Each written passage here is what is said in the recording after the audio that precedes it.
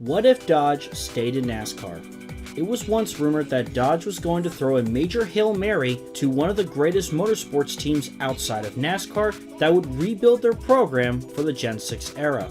Today, find out how different NASCAR would look with two big changes in one.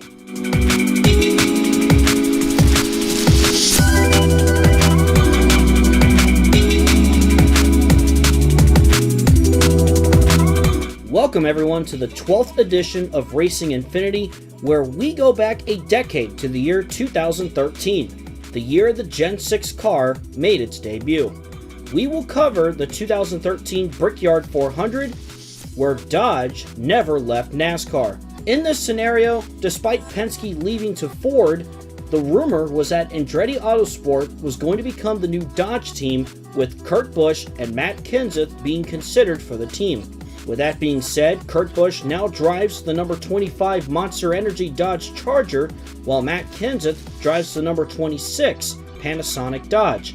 Both former teammates at Roush Fenway Racing, and now driving for Andretti's new team. The team, being brand new, had a slow start, but have lately picked up the pace, as Matt Kenseth earned his first win of the season at Kentucky. Busch has also been putting in good finishes lately, and he's currently a bubble driver to make the chase. Another small team also becomes Dodge's second team in the form of JTG Daugherty Racing, with Bobby Labonte in his final full-time season driving the number 47 Kroger Dodge. Even though Kenseth was a major candidate to replace Joey Logano at Joe Gibbs Racing, Gibbs went with 2011 Daytona 500 winner Trevor Bayne for the number $20 General Toyota.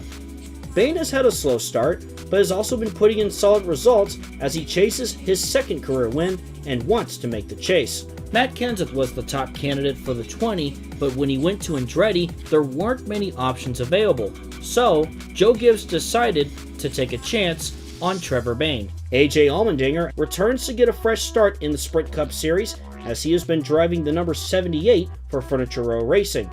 With Trevor Bayne at Joe Gibbs Racing, Reed Sorenson has been driving the iconic number 21 for the Wood Brothers on a part-time schedule.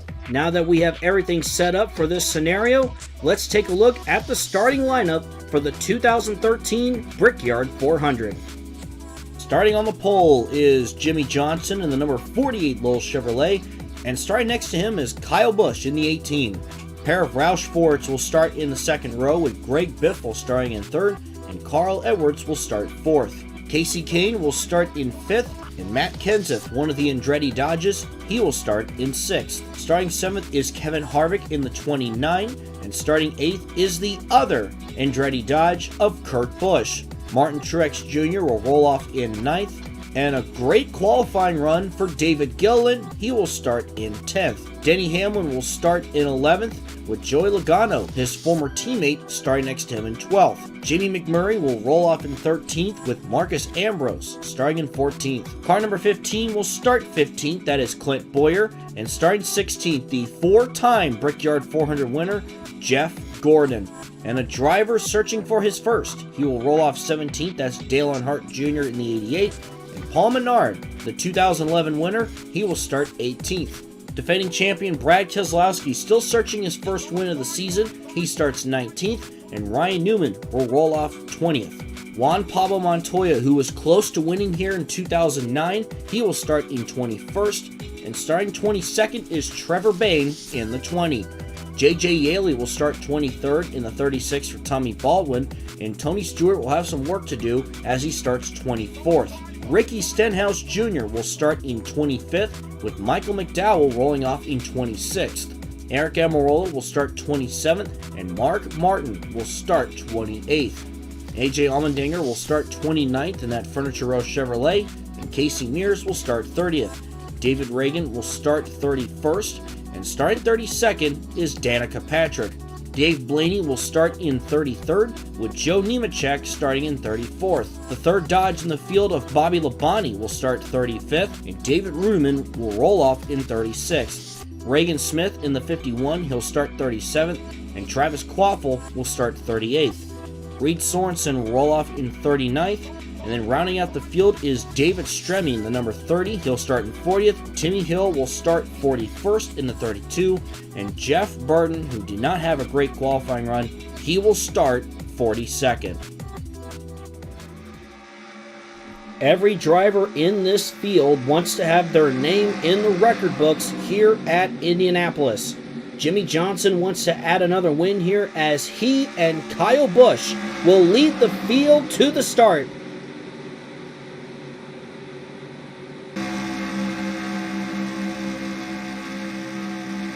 Here we go. Green flag and we're racing at Indy.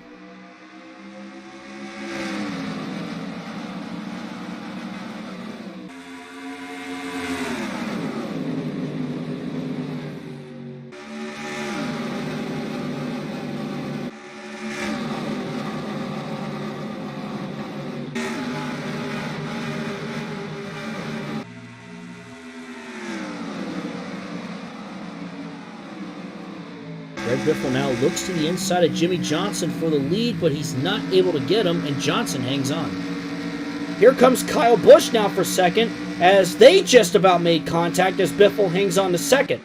Off turn 4 now, Jimmie Johnson, the 5-time champion, leads lap 1.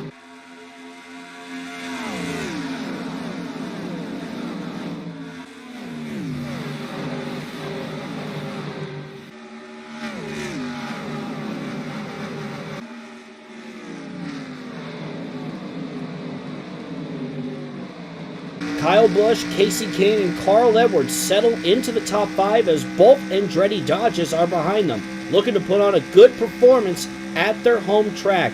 And I know for a fact Andretti Autosport has had this race circled on their calendar all year long, especially with how special the Andretti name is to Indianapolis Motor Speedway. How special would it be if one of these two drivers here, Kenseth or Kurt Busch, could win here today?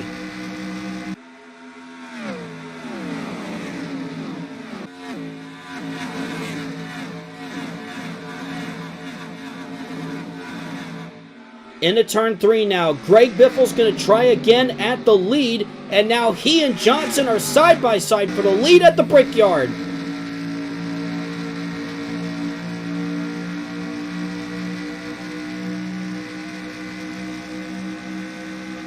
Kyle Busch was also side by side with Kasey Kahne as that M&M's Toyota is still third. Harvick is up there too as Biffle clears Johnson for the lead.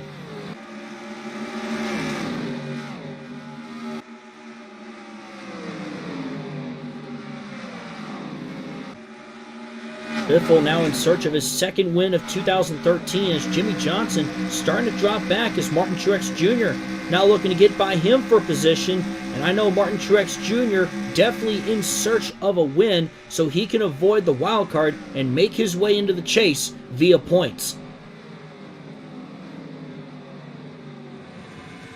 9 laps are complete, and now as they go into turn 1, Kevin Harvick goes to the inside for the lead. Harvick, who won this race just 10 years ago, wants to get back in victory lane here again as Kevin Harvick takes the lead from Greg Biffle.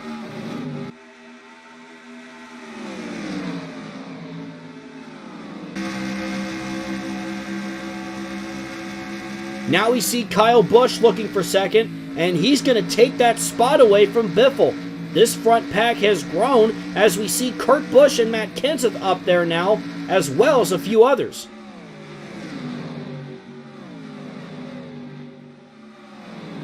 So far, both Andretti Dodges have been looking strong here early. Kenseth currently with the upper hand over Kurt Busch, but Busch is peeking to the inside of Kenseth as they go into turn 1, and Busch is going to take that position away.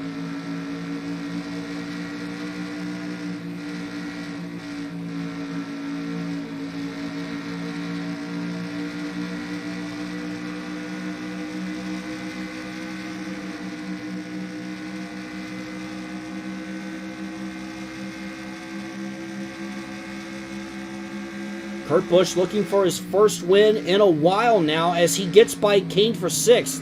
We saw his teammate with a recent win at Kentucky, and now Kurt will be looking for some big momentum to make the chase. As now we see Carl Edwards looking to the inside of Kasey Kahne.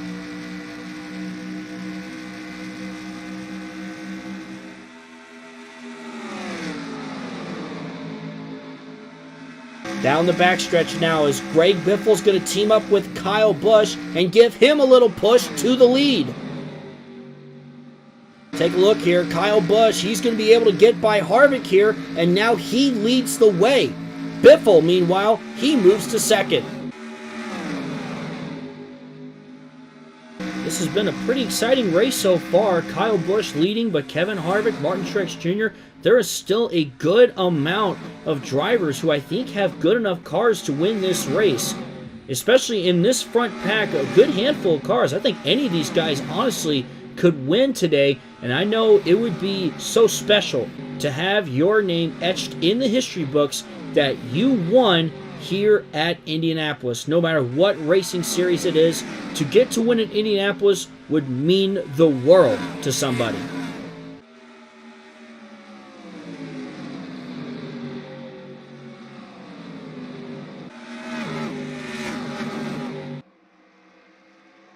Clean race so far, as now the top two of Kyle Busch and Biffle will head down pit road for green flag pit stops.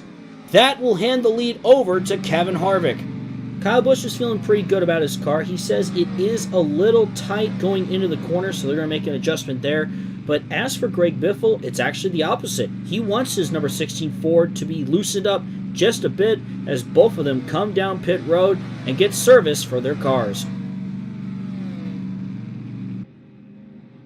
Harvick and the other leaders stay out, and it looks like they're going to wait another lap as car around, turn 2. Timmy Hill in the 32 hits the wall, and it looks like the 13 of Casey Mears got into him to bring out the first caution of the day. We'll have to see how things shake up now. Take a look at the replay here as, Casey Mears just drove it hard into turn 3 and got into the 32 of Timmy Hill, and it's hard to pass here. It definitely is. And if you don't make that pass line up correctly, that is exactly what will happen. Very typical for stock car racing here at Indianapolis Motor Speedway. First caution of the day as Timmy Hill and Casey Mears get together. Timmy Hill, though, gets the worst of it, but it looks like he's going to be able to continue.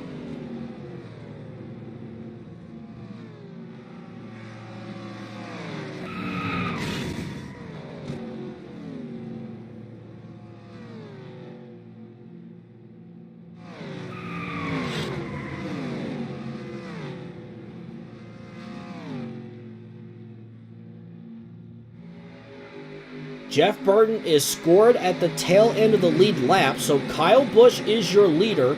Marcos Ambrose is second. Harvick, Truex, and Brad Keselowski round out the top 5. Here we go. Green flag is back in the air.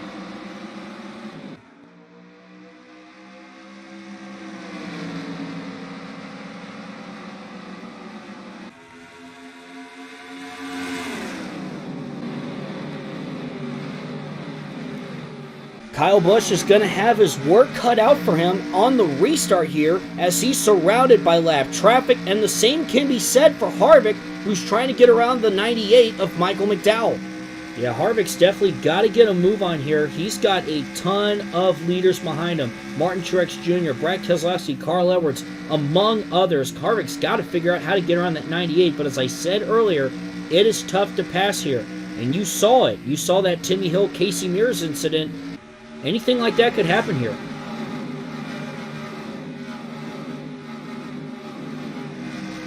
Kyle Busch needs to figure out how to pass that number 36 of J.J. Yeley, because I'm sure it's frustrating him as Kevin Harvick is quickly chasing him down. Harvick now working around his teammate Jeff Burton as Burton lets him go. Harvick, though, he is there. Kyle Busch definitely not out of this situation yet.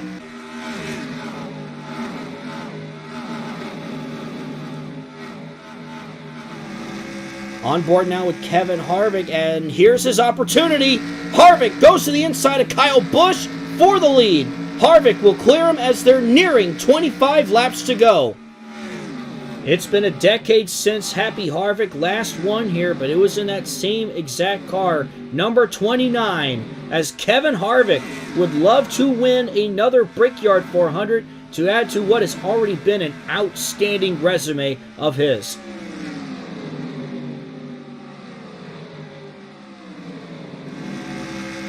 On board with Martin Truex Jr. now as he looks to the inside of Kyle Busch for second.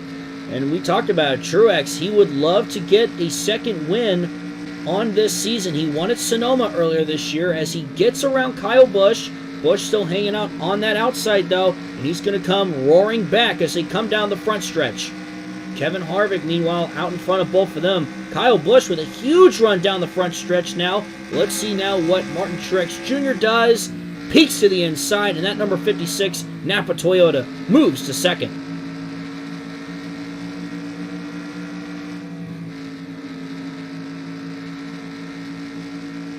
But can any of them chase down Kevin Harvick? Right now, I think it's safe to say that Kevin Harvick has the car to beat.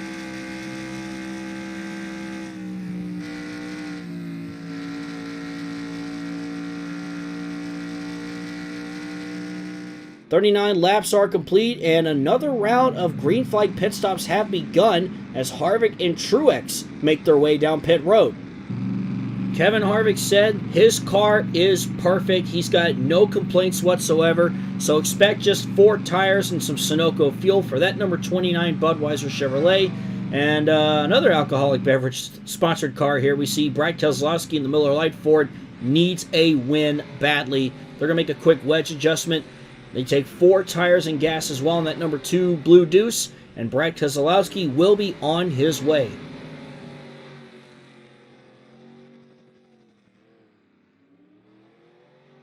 Keselowski pulls out of pit road now. Can he beat out Kevin Harvick? It's going to be tough.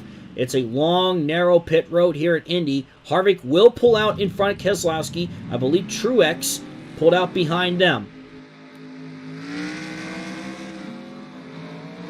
Harvick, Keselowski, and many others complete their service, and we'll see as things cycle back around. Oh!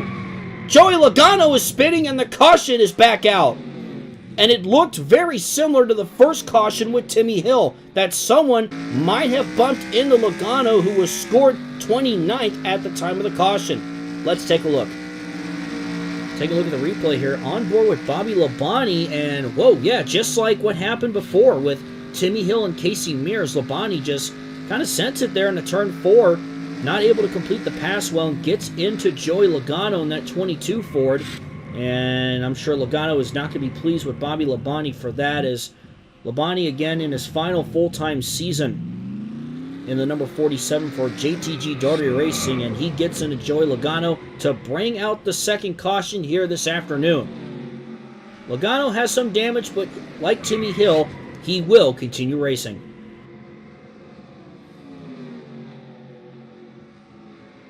Coming to the restart on lap 44, Kevin Harvick will continue to lead the way. Pace car goes down pit road as we get back to racing with 13 laps to go. Green flag is back in the air here at Indianapolis, and a big question here is, how will the leaders handle all these lap cars?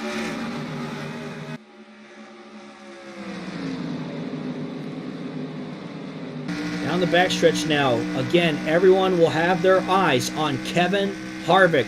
He's had the best car so far today. Can anyone beat that number 29?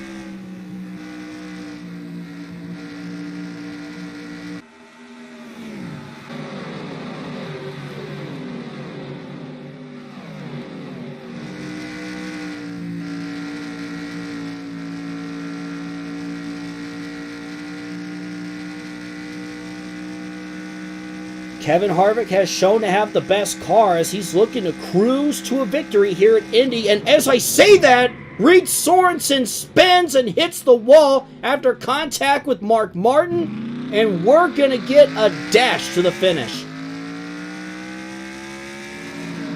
So we'll take a look at the replay again as we're going into turns 3 and 4. Sorenson trying to make a move on Mark Martin. Both of them get together, but this time it's the one trying to make the move that gets the short end of the stick as Sorenson loses it and hits the wall. I don't think he has too much damage, though. He should be able to keep going there. But yeah, he tries to make the move on Mark Martin, and it does not work. We've said it before. It can be really tricky to pass on a track such as Indianapolis Motor Speedway. So once again, that will set us up with a quick dash to the finish.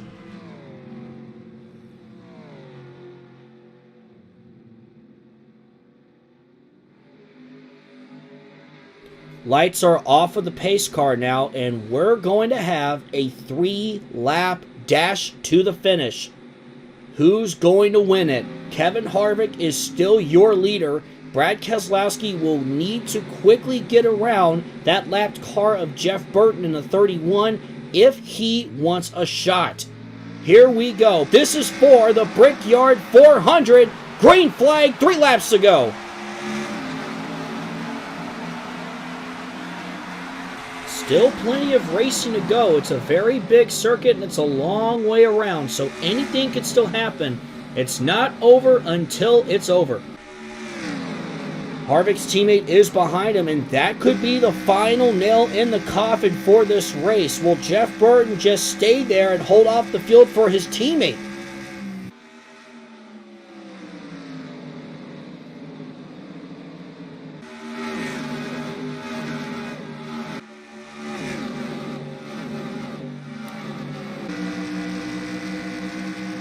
Burton may have some momentum as they come to the line for 2 laps to go. Harvick still leads, and here they head into turn 1. Oh, Jeff Burton, he's going to go to the inside of Harvick. Wow, he dumps his teammate. And look at Brad Keselowski. He's going to take advantage of this. He's going to follow Burton and take the lead away from Harvick. I am stunned. I did not think Jeff Burton would do that. And now, Roger Penske, after winning here so many times in the Indy 500, he may finally get his first Brickyard 400 win. However, he's got a couple of strong Toyotas behind him, Martin Truex Jr. and Kyle Busch. Will they have anything to say about it?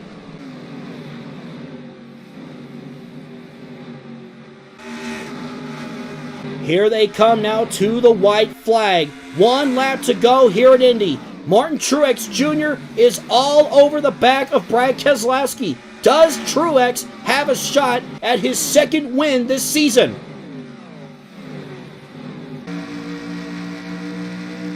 Off turn 2 and down the backstretch now, on board with Martin Truex Jr.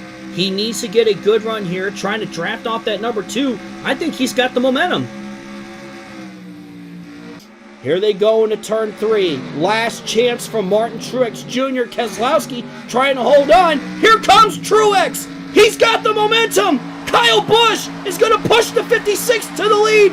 Coming to the checkered flag. Martin Truex Jr. is going to steal it.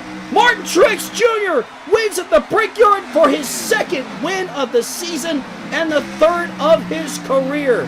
Wow. Oh my goodness, what a finish. What an exciting finish here at Indy, as Michael Waltrip Racing will be celebrating another win. A huge win for Truex and Michael Waltrip. A huge momentum boost as we inch closer towards the chase. A huge congratulations to Martin Truex Jr., but absolute heartbreak for Brad Keselowski, the defending champion. He's been needing a win so badly, trying to turn the season around, and it's not going to happen here today. And it looks like Roger Penske will have to wait another time for that Brickyard 400 win. As we take a look at your official results, Martin Truex Jr. is your winner, only leading 1 lap, but it was the most important one, the last one. Kyle Busch finishes in 2nd, Brad Keselowski in 3rd, Juan Pablo Montoya finishes 4th, great run for him. Ricky Stenhouse Jr., the rookie, what a great run by him. He finishes in 5th. Jimmie Johnson is 6th. Kevin Harvick 7th with 36 laps led. Matt Kenseth leads the way for Andretti and Dodge. He finishes in 8th. Ryan Newman 9th, and Jeff Gordon rounding out the top 10. As we take a look at the rest of your results, Dale Earnhardt Jr. in 12th. Trevor Bayne is 13th. Marcos Ambrose ended up 15th. Carl Edwards ended up dropping to 20th.